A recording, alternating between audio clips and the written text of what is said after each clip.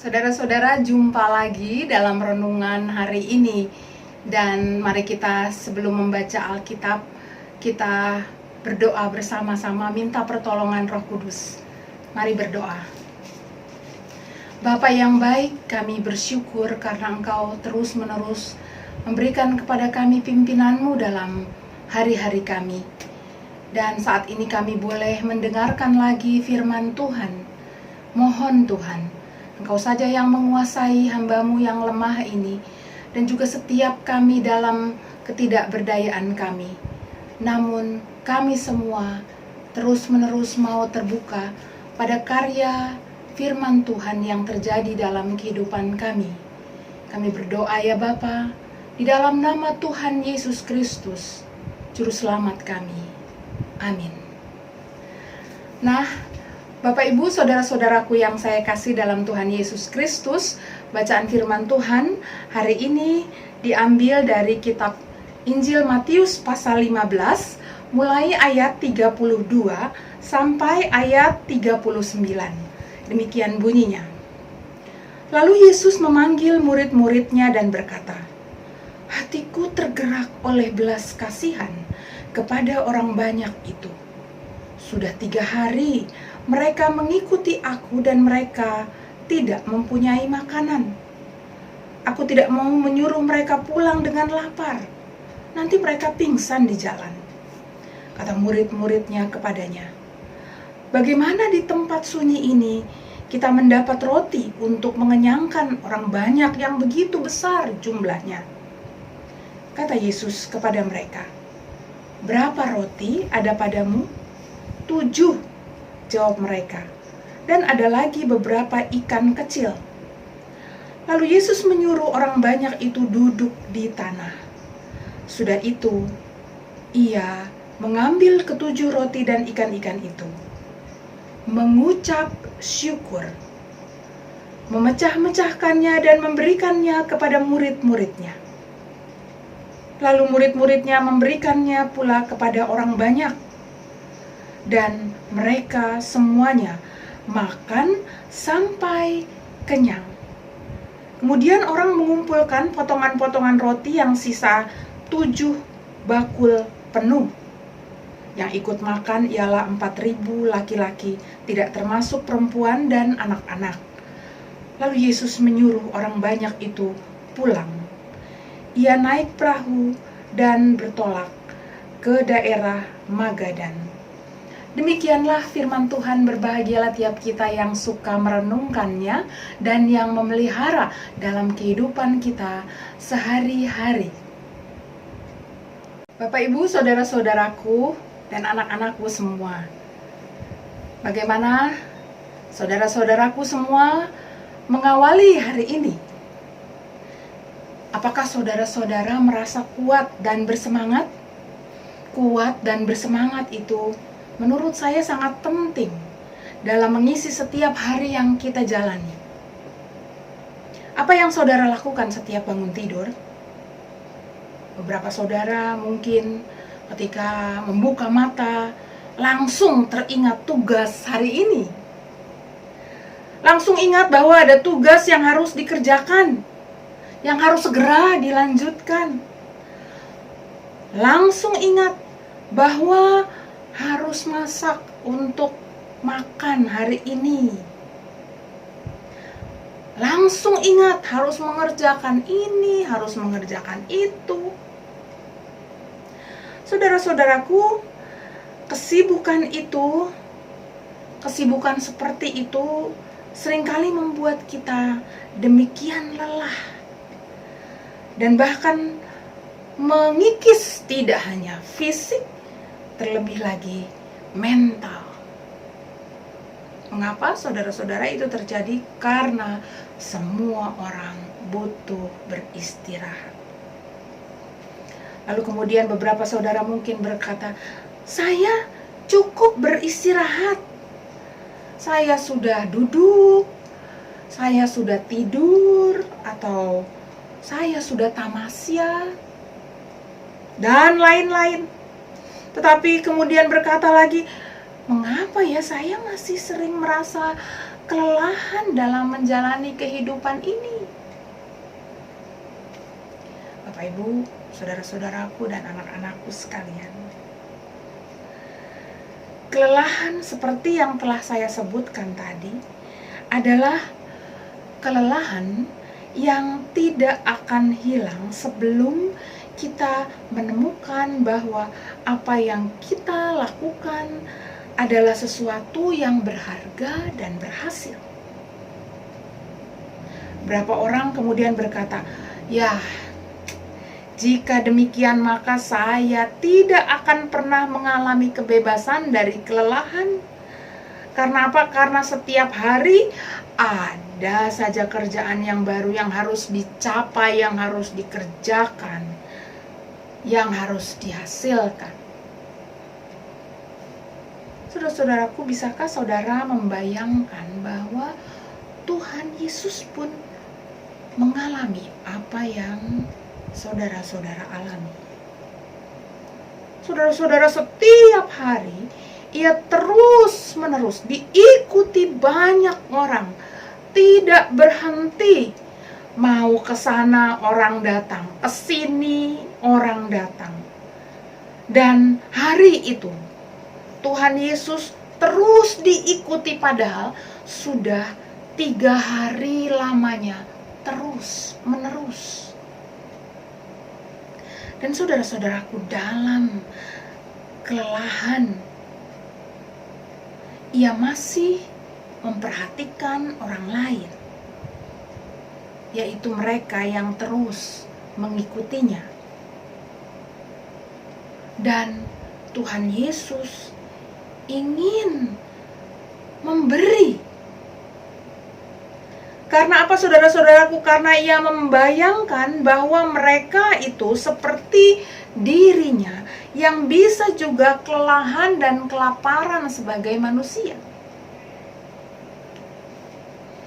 Ia menghendaki mereka semua ada dalam keadaan baik. Itulah sebabnya ia minta kepada para murid untuk memberi mereka makan. Saudara-saudara, dalam bacaan ini kelihatannya para murid sudah berusaha untuk mencari makanan. Mereka telah mendapatkan makanan, tetapi hanya roti dan ikan-ikan. Itu sangat sedikit karena ada banyak orang. Para murid kebingungan di mana mereka bisa mencari makanan untuk orang yang demikian banyaknya. 4.000 orang laki-laki, belum termasuk perempuan dan anak-anak. Nah, saudara-saudara, inilah perbedaan antara Tuhan Yesus dan para murid yang perlu kita pelajari. Para murid adalah orang yang pasti telah bekerja keras mendukung pelayanan Tuhan Yesus yang Yesus lakukan. Namun yang menjadi masalah adalah para murid sangat berkonsentrasi pada apa yang belum ada, yakni makanan yang banyak untuk orang sebanyak itu. Dan mereka berkonsentrasi pada tempat untuk membeli makanan di tempat yang sunyi itu. Jadi pikiran para murid terfokus pada hasilnya, pada apa yang ia lihat yang mendukung supaya hasilnya itu ada, bukan pada apa yang mereka miliki atau apa yang telah ada. Saudara-saudaraku, oleh karena itulah Tuhan Yesus menerima makanan yang telah ada itu dengan tetap tenang dan lapang. Lebih jauh lagi, apa yang istimewa dari Tuhan Yesus adalah ia menerima makanan yang cuma sedikit itu, lalu bersyukur dan membagikannya.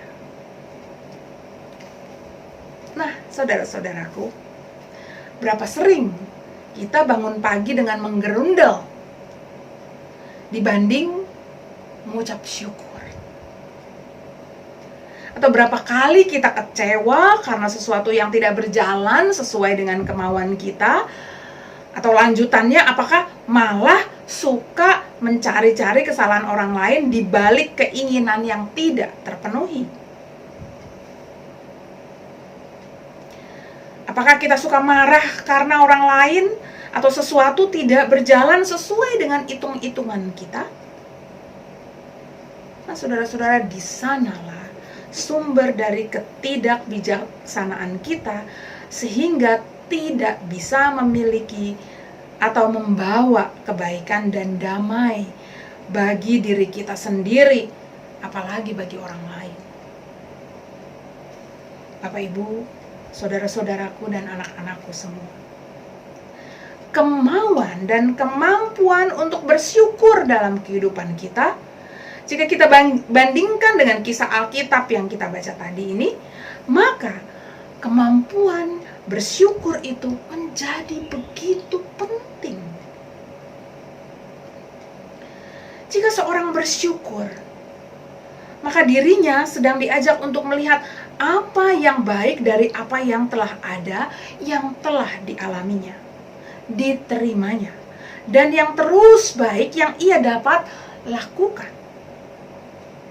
Ini bukan berarti bahwa seseorang tidak perlu memiliki cita-cita atau harapan atau motivasi.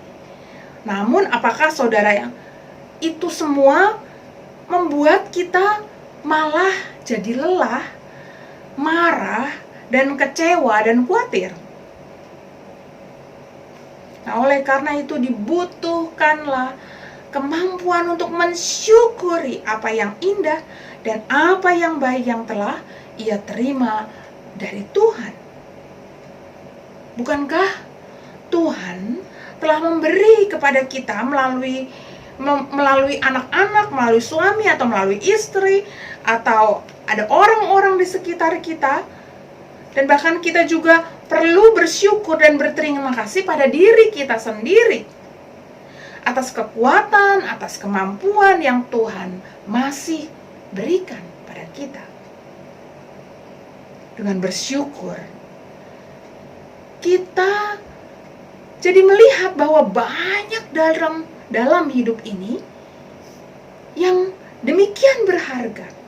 Bahkan diri kita sendiri pun berharga. Kemampuan dan kemauan untuk bersyukur inilah yang memberi damai dan kekuatan kepada kita untuk menjalani hidup kita dan melakukan serta memberi yang terbaik lewat hidup kita.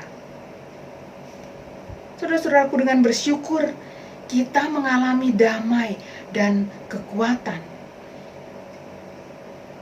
Dan damai dalam hidup kita sehingga kita memiliki semangat untuk mengisinya dengan kebaikan Tuhan.